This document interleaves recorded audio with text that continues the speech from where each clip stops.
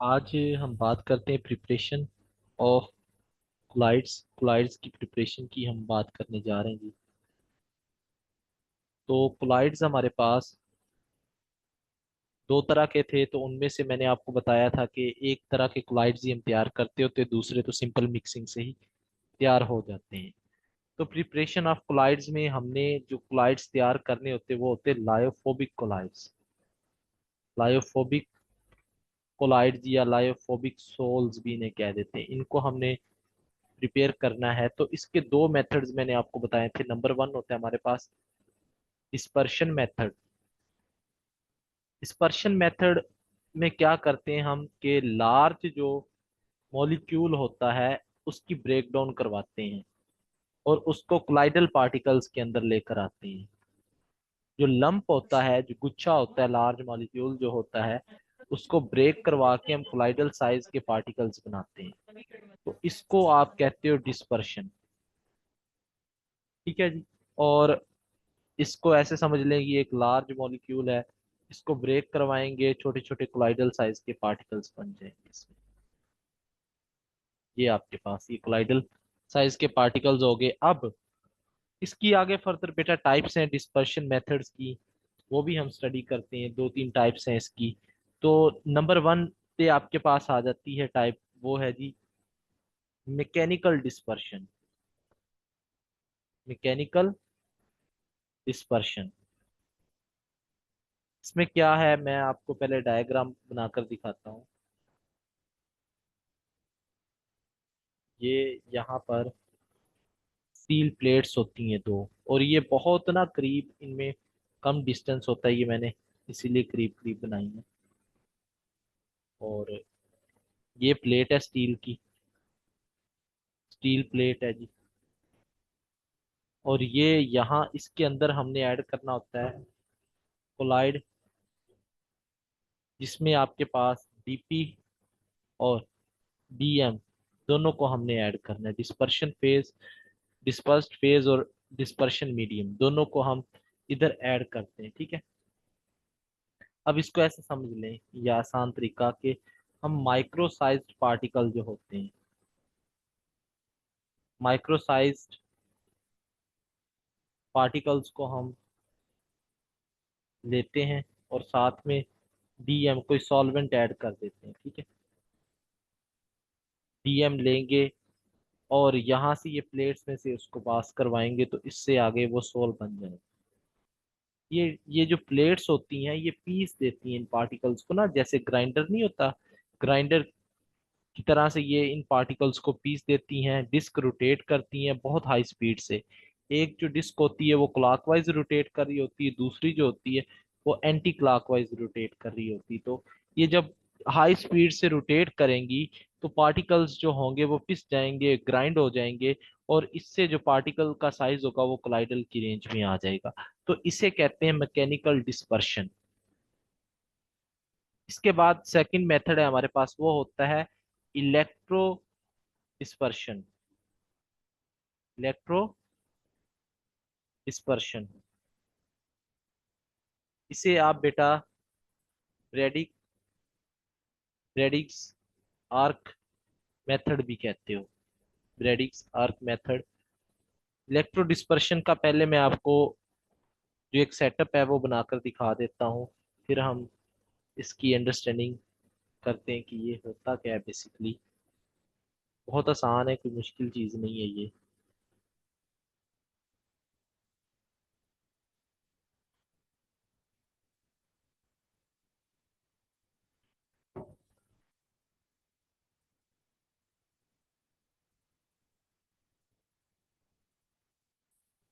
अच्छा जी, अब मैं इसको लेबल करता हूँ इस डायग्राम को।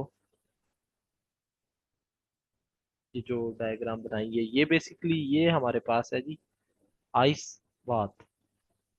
ये आइस बाथ होता है, और इसके अंदर एक और हमने छोटा सा कंटेनर रखा होता है, और इस कंटेनर के अंदर हम यूज करते हैं D ionised water. D ionised water use करते हैं, और इसमें कुछ अल्कली भी यूज कर लेते, बेस वगैरह स्मॉल अमाउंट में इसके अंदर अल्कली भी हम ऐड कर देते हैं। इसके साथ ये जो है, ये आपके पास मेटल होता है। यहाँ पे बेटा आपने वो मेटल लेना होता है जिसके आपको कोलाइडल पार्टिकल्स बनाने हैं। रेडिक आर्क मेथड में आपने मेटल वो लेना है जिसके आपको कोलाइडल पार्टिकल जो होते हैं वो तैयार करने हैं। और ये मेटल को हम एक हाई वोल्टेज बैटरी के साथ जोड़ते हैं। ये एक बैटरी होती है हाई वोल्टेज, तो इसके साथ हम इसको अटैच करते हैं। अब इसमें होता क्या है, इस प्रोसेस में दो चीजें होती हैं। इस प्रोसेस में डिस्पर्शन भी होती है, डिस्पर्शन भी होती है, और इसमें कंडेंसेशन भी होती है। दोनों काम हो रहे होते हैं। देखें, होगा क्या जब आप मेटल को अटैच करोगे हाई वोल्टेज बैटरी के साथ, तो ये मेटल को समझ लें कि मेल्ट कर देगी। और बल्कि मेल्ट क्या, आप समझ लो कि ये इसको वेपर्स में कन्वर्ट कर देगी मेटल को। ठीक है, डायरेक्टली किस में कन्वर्ट कर देगी, मेटल में। और नीचे आपने रखी हुई है आइस पाथ। अब ये आइस पाथ क्या करेगी, ये सडनली इसे कूल कर देगी, यानी कंडेंस कर देगी। तो कंडेंस होकर ये जो मेटल होगा उसके जो पार्टिकल्स बन जाएंगे, और उनका जो साइज होगा वो कोलाइड की रेंज में होगा, कोलाइडल पार्टिकल्स। तो ये काम है बस कि जो वोल्टेज आपने अप्लाई किए हैं वो इसको वेपर्स में कन्वर्ट कर देगी जी। और वेपर्स में जब ये कन्वर्ट हो जाएंगे तो सडनली जो आइस रखी हुई है नीचे वो कूल कर देगी इन वेपर्स को। और इस तरह से ये पार्टिकल जो होंगे वो कोलाइडल रेंज में आ जाएंगे। इसको इलेक्ट्रो डिस्पर्शन मेथड भी आप बोलते हो। ठीक है, ये आपने याद रख लेना है। अब गोल्ड के पार्टिकल्स भी इसमें से आप बना सकते हैं, और आपको सिल्वर के भी इसमें से बना सकते हैं। ये याद रखना है आपने। ये सेकंड मेथड था। इसके बाद थर्ड मेथड होता है हमारे पास dispersion by ultrasonic vibration. Ultrasonic vibration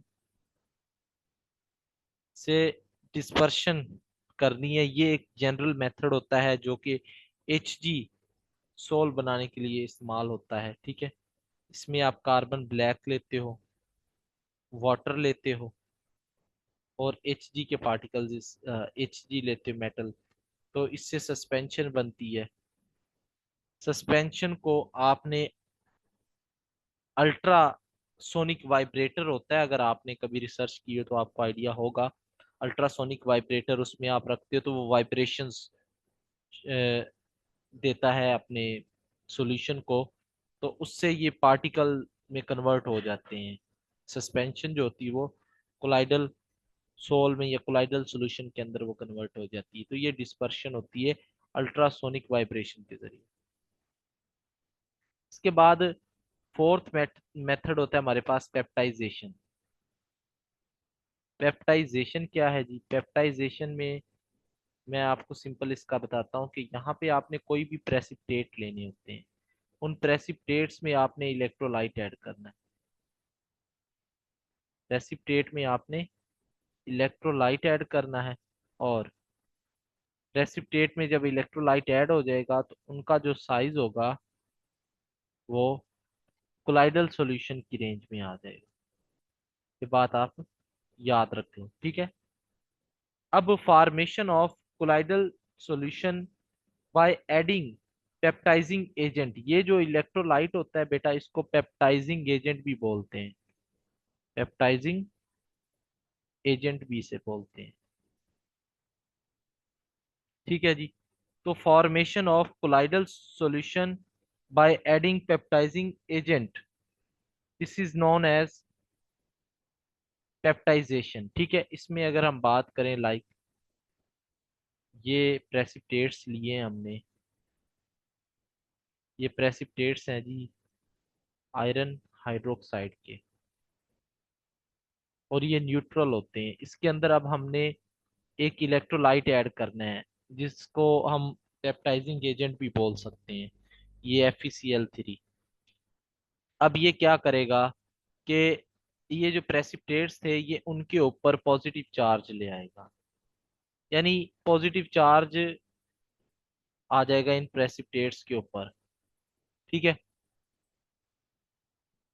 इसको ऐसे भी हम अंडरस्टैंड कर सकते हैं कि ये आपके पास थे FeOH प्राइस, ये उसका सॉल्यूशन बल्कि प्रेसिपिटेट्स थे, तो इसमें हमने आयरन के आयंस ऐड कर दिए, तो ये एज अ पार्टिकल रहे, और इनके ऊपर Fe के आयंस जो थे ये इन्होंने घेरा कर लिया,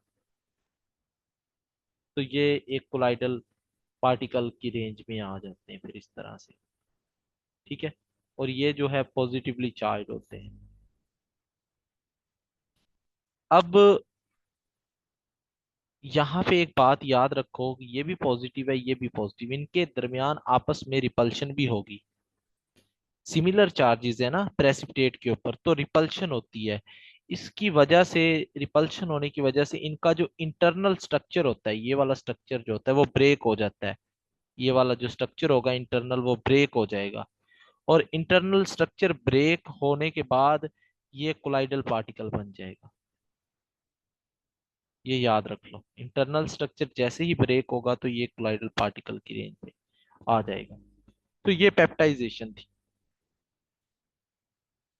इसके बाद ये पहला मेथड हमारा कंप्लीट हो गया है। सेकंड है हमारे पास कंडेंसेशन मेथड। अब देखें, उसमें हमने डिस्पर्शन करवाई, यानी लार्ज मॉलिक्यूल को हमने ब्रेक डाउन करवाया कोलाइडल पार्टिकल्स के रेंज में। यहाँ पे कंडेंसेशन मेथड होता है। इसमें हम क्या करते हैं, स्मॉल साइज के मॉलिक्यूल लेते हैं, स्मॉल साइज के मॉलिक्यूल लेते हैं, उनको कंडेंस करवाते हैं, और उनको कंडेंस करवाकर कोलाइडल साइज के पार्टिकल्स बनाते हैं। ये स्मॉल मॉलिक्यूल्स ले लिए, उनको कंडेंस करवाकर हम कोलाइडल साइज के पार्टिकल्स जो होते हैं वो बना देते हैं। ठीक है, लार्ज उनका साइज होता है। तो बेटा हमारे पास टाइप्स हैं इसकी। नंबर 1 टाइप है जी फिजिकल मेथड, और इसको प्रिपेयर करने की टाइप्स हैं। दूसरा होता है बेटा एक्सेसिव, अच्छा इसी में ही दूसरा है केमिकल मेथड। ठीक है, ये दो तरह के से हम इनको प्रिपेयर कर सकते हैं। कंडेंसेशन मेथड्स के अंदर इसकी फर्दर टाइप्स हैं। तो पहली है हमारे पास फिजिकल में, उसमें हम देखते होते एक्सेसिव कूलिंग। ये पहला हमारे पास मेथड है। ये कोलाइडल आइस बनानी है आपने। कोलाइडल आइस भी पूछ लेते हैं ये क्या होती है। तो जब वाटर के साथ आप मिक्स करते हो ईथर को, तो उससे जब आप एक्सेसिव कूलिंग देते हो तो उससे कोलाइडल आइस बन जाती है, कोलाइडल आइस बन जाएगी उससे। ठीक है, और नंबर 2 पे है हमारे पास change of solvent. Change of solvent में क्या होता है मैं आपको बताता हूँ कि इसमें आपने ना, लाइक सल्फर जो है ये सोलबल था आपके पास एक सॉल्यूशन में पहले, या ये ऐसे समझ ले कि सल्फर जो था वाटर के साथ ये बनाता था सस्पेंशन। ठीक है, और अगर आप सल्फर को ऐड करो अल्कोहल में C2H5OH में, तो ये इसके अंदर जो होता है ये सोलबल होता है, सॉल्यूशन बना देता है इसके अंदर। अब हम क्या करते हैं, हम पहले सल्फर को ऐड करते हैं इथाइल अल्कोहल में, तो इससे ये बन जाएगा सॉल्यूशन। अब इस सॉल्यूशन को उठाकर हम, ये ऐसे है अब C2H5OH, अब देखिए सॉल्वेंट चेंज करना है हमने, एक्सेस में वाटर ऐड कर देंगे। वाटर ऐड करने से आपको पता है कि ये सोलबल था तो सल्फर के पार्टिकल्स बन जाएंगे, वो सस्पेंशन हो जाएगी, कोलाइडल सल्फर बन जाएगा, वो कोलाइड में आ जाएगा, बल्कि सस्पेंशन में नहीं, कोलाइडल सल्फर बन जाएगा वो। तो सल्फर के पार्टिकल्स बन जाते हैं। तो इस तरह से सॉल्वेंट का चेंज करते हैं हम, कि एक जो होता है जिसमें सॉल्यूशन में वो चीज सोलबल होती है, वो सोलबल चीज को उठाकर फिर हम इनसोलबल वन में ऐड कर देते हैं, ताकि उसकी प्रेसिपिटेशन हो सके, उसके पार्टिकल फॉर्मेशन हो सके। ठीक है, तो ये आपके पास है एक्सेसिव कूलिंग। इसके अलावा हमारे पास केमिकल मेथड्स हैं, ये फिजिकल मेथड्स थे। केमिकल मेथड्स में पहला आ जाता है double D composition. Double D composition, उसमें लाइक ये आर्सेनिक के ऑक्साइड्स हैं। जब इसमें से आप हाइड्रोजन सल्फाइड गैस पास करते हो, तो ये कोलाइडल साइज के पार्टिकल्स में कन्वर्ट हो जाता है। ठीक है, इसे आर्सेनियस सल्फाइड भी बोलते हैं, आर्सेनियस सल्फाइड भी इसे कहते हैं।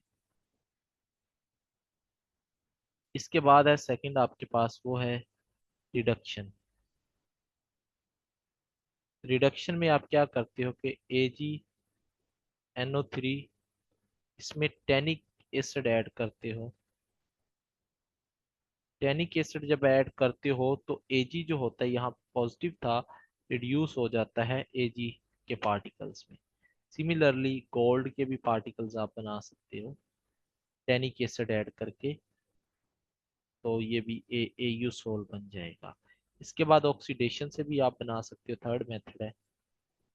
ऑक्सीडेशन में हमने बनाना है कोलाइडल सल्फर, तो उसमें H2S गैस पास करो, और SO2 है, इसमें +4 ऑक्सीडेशन स्टेट है, तो ये यहाँ पे जीरो में चला जाएगा, ये ऑक्सीडाइज हो जाता है, ये रिड्यूस हो जाता है। ठीक है, ऑक्सीडाइजिंग एजेंट, ये इसकी ऑक्सीडेशन मेथड से हम इसको प्रिपेयर कर रहे हैं। ठीक है, सल्फर को। इसके बाद है फोर्थ हमारे पास है हाइड्रोलिसिस। ठीक है, इसकी सल्फर की बेसिकली यहाँ पे रिडक्शन होती है, ये याद रखें। तो हाइड्रोलिसिस में क्या है हमारे पास, हाइड्रोलिसिस में हम वाटर लेकर हम बना लेते हैं जी colloidal particles, like FeOH thrice, यह है रेड सोल, इसके पार्टिकल्स बन जाएंगे हाइड्रोलिसिस में। ठीक है, तो ये बेटा प्रिपरेशन थी कोलाइडल पार्टिकल्स की। चूंकि अभी हमने कोलाइडल पार्टिकल्स बना लिए हैं, तो अब इनका नेक्स्ट काम होता है प्योरिफिकेशन का। हम इनको प्योरीफाई भी करते हैं। कोलाइडल पार्टिकल्स बनाना एक टास्क नहीं है, इनको प्योर करना भी एक टास्क होता है, और इसे हफ्तों लग जाते हैं, एक एक हफ्ता, दो दो हफ्ते भी लग जाते हैं। Purification of colloidal solution, colloidal solution जो बना है उसकी प्योरिफिकेशन देखते हैं। तो इसके डिफरेंट मेथड्स हो सकते हैं, जैसे है डायलिसिस। डायलिसिस में आपने किडनी जैसे होता है ना, उसका डायलिसिस करवाते हो आप। तो यहाँ पर थोड़ा सा काम मिलता जुलता है, वो मैं आपको बताता हूँ।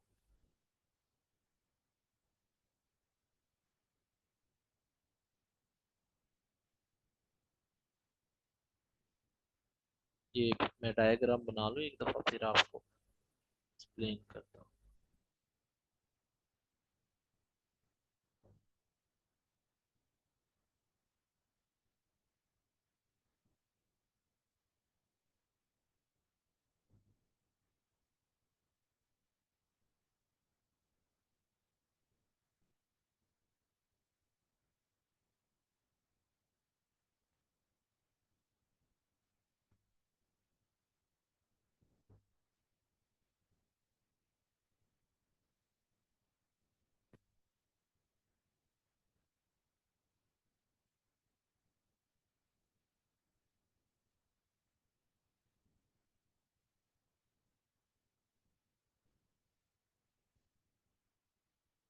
अब बेटा आप जिस कोलाइडल सॉल्यूशन को आपने प्योरीफाई करना होता है उसको डायलिसिस बैग में ऐड करते हो। ये डायलिसिस बैग कहलाता है, ये वाला डायलिसिस बैग में ऐड करते हो। मैंने खुद भी ये वैसे प्योरीफाई किया हुआ है, ये मुझे आइडिया है। डायलिसिस मेम्ब्रेन होती है तो उसमें कोलाइडल सोल को आप ऐड कर लेते हो, और उसमें बेसिकली ये कुछ पार्टिकल्स भी होते हैं, अनरिएक्टेड आयंस होते हैं, लाइक नेगेटिव हो सकते हैं, पॉजिटिव हो सकते हैं, ठीक है। वो जो आयंस होंगे वो मूव कर जाएंगे वाटर के अंदर। ये इसके अंदर वाटर है, तो आयंस जो होंगे, क्योंकि वाटर के अंदर आयंस की कंसंट्रेशन नहीं होती, तो हाई कंसंट्रेशन से लो की तरफ वो मूव करते रहे। इसमें से डिफ्यूजन समझ लें इसको। जबकि जो कोलाइडल पार्टिकल जो होते हैं वो मूव नहीं कर पाते, ठीक है। आयंस जो होते हैं वो इधर आ जाते हैं, इम्प्योरिटीज के तौर पर उनको सेपरेट कर लिया जाता है। लेकिन ये जो मेम्ब्रेन होती है उनका साइज इस तरह से हम रखते हैं कि कोलाइडल पार्टिकल जो होते हैं वो मूव ना कर सके। इस प्रोसेस को, ये सेमी परमिएबल मेम्ब्रेन होती है ना, कि सिर्फ सिलेक्टेड मॉलिक्यूल्स ही इसमें से मूव करें, बाकी जो है वो मूव ना करें, ठीक है। ये मेम्ब्रेन इस तरह से हम सिलेक्ट करते हैं, ठीक हो गया। ये आपने याद रखना है। इसको डायलिसिस बोलते हैं बेटा। सेकंड हमारे पास मेथड होता है इलेक्ट्रोडायलिसिस। अब देखें, काम सेम ही है, लेकिन यहाँ पे हमने इसको बैटरी के साथ जोड़ देना है ताकि इसकी स्पीड जो है वो इंक्रीज कर दे। इलेक्ट्रोडायलिसिस का मैं आपको सेटअप बनाकर दिखाता हूँ इधर।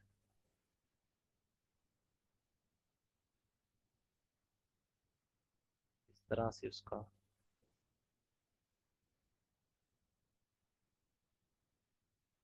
सेटअप है।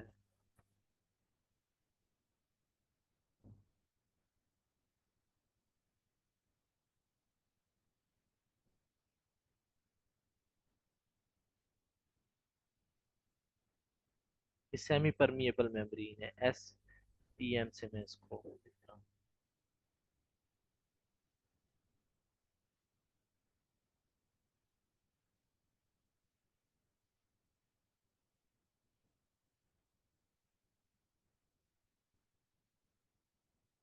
यहाँ से वाटर जो होता है वो इन होता है, और ये जो लगाया हुआ है ये मेटल की स्क्रीन है,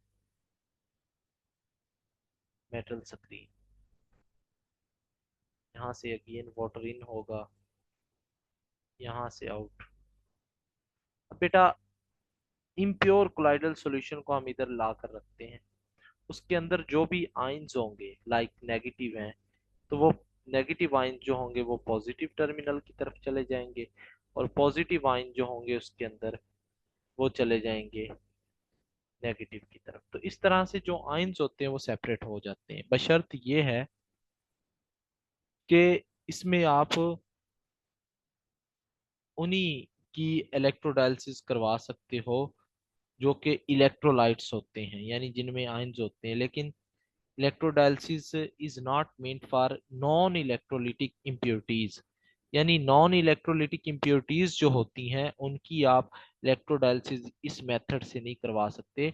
उसकी रीजन है कि इलेक्ट्रोलाइट्स जो होते हैं वो आयंस में कन्वर्ट हो जाते हैं, जबकि नॉन इलेक्ट्रोलाइट्स जो होते हैं बेटा वो तो आयंस में कन्वर्ट नहीं होते, ठीक है। तो ये आपने याद रखना है कि सिर्फ हम उन्हीं की कन्वर्जन कर सकते हैं जो हमारे पास क्या होते हैं जी, इलेक्ट्रोलाइट्स होते हैं। इम्प्योरिटीज वही हम रिमूव कर सकते हैं, नॉन इलेक्ट्रोलाइट्स को हम इसमें से रिमूव नहीं कर सकते। ये इलेक्ट्रोडायलिसिस थी, इसमें बैटरी लगा देते हैं, बस फर्क ये है। इसके बाद होती है हमारे पास थर्ड और last one is ultra filtration.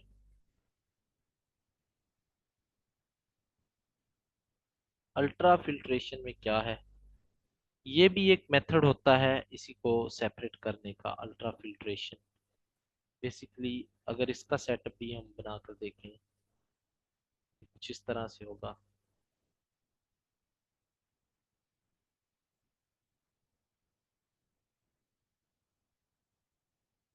यहाँ पे ये बंद कर देते हैं इसको। और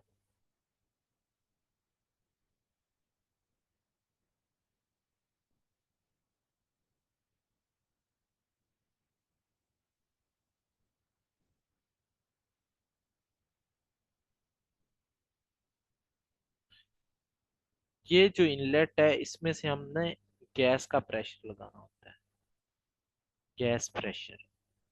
और ये जो जगह है यहाँ पर सोल यानी कोलाइडल के पार्टिकल्स होते हैं, और उसमें इलेक्ट्रोलाइट होता है। इलेक्ट्रोलाइट यानी कि जो इम्प्योरिटीज हैं। तो इसमें क्या होता है, ये बेसिकली एक फिल्टर पेपर की तरह का इसका काम होता है। अल्ट्रा फिल्टर पेपर यूज करते हैं। ये जो पार्टिकल्स हैं ये वाले, ये सोल के पार्टिकल्स हैं। और इम्प्योरिटीज जो होती हैं लाइक वो ऐसे हैं। जब आप इसमें से गैस का प्रेशर लगाते हो, इसको कंप्रेस करते हो अच्छे से, ठीक है, तो क्या होता है बेटा कि जो इम्प्योरिटीज होती हैं वो इधर आ जाती हैं नीचे वाले हिस्से में। यहाँ पे वाटर होता है और इलेक्ट्रोलाइट होता है, तो इम्प्योरिटीज इसके अंदर आ जाती हैं, ठीक है। और जो सोल के पार्टिकल्स यानी कोलाइडल पार्टिकल्स होते हैं वो इधर ही रह जाते हैं। तो ये अल्ट्रा फिल्ट्रेशन का मेथड है बाय यूजिंग गैस प्रेशर। इसमें जो अल्ट्रा फिल्टर पेपर होता है उसकी कंपोजिशन मैं आपको बता देता हूँ। अल्ट्रा फिल्टर पेपर, उसकी कंपोजिशन क्या है। अल्ट्रा फिल्टर पेपर जो होता है ये 4% नाइट्रो सेलुलोज सॉल्यूशन होता है बेटा। ईथर के अंदर हो सकता है ये, या एथानॉल के अंदर हो सकता है। 4% नाइट्रोसेलुलोज सॉल्यूशन ईथर या एथानॉल के अंदर, ठीक है। अब ये बनता कैसे है, ये बेसिकली फिल्टर पेपर लेते हैं आप, और कोलाइडियन, कोलाइडियन क्या है, कोलाइडियन बेसिकली ये कोलाइडियन की कंपोजिशन है, ये वाली ना 4%। ये लेते हैं फिल्टर पेपर, और इसमें आप ऐड करते हो, इसको हार्ड करने के लिए फॉर्मिक एसिड भी इसमें ऐड करते हो। इस तरह से आपके पास अल्ट्रा पेपर बन जाता है बेटा। अल्ट्रा पेपर बन जाएगा तो इसको फिर आप अल्ट्रा फिल्ट्रेशन के लिए इस्तेमाल कर सकते हो। तो ये सारा प्रोसेस था प्योरिफिकेशन का। तो आज का लेक्चर हम यहीं पे एंड करेंगे। इसके बाद ये कल ये एक थोड़ा सा चैप्टर रहता है वो एंड हो जाएगा इंशाल्लाह। तो कोई सवाल है आज के लेक्चर में तो आप लोग माइक ऑन करके पूछ सकते हैं जी, एनी क्वेश्चन।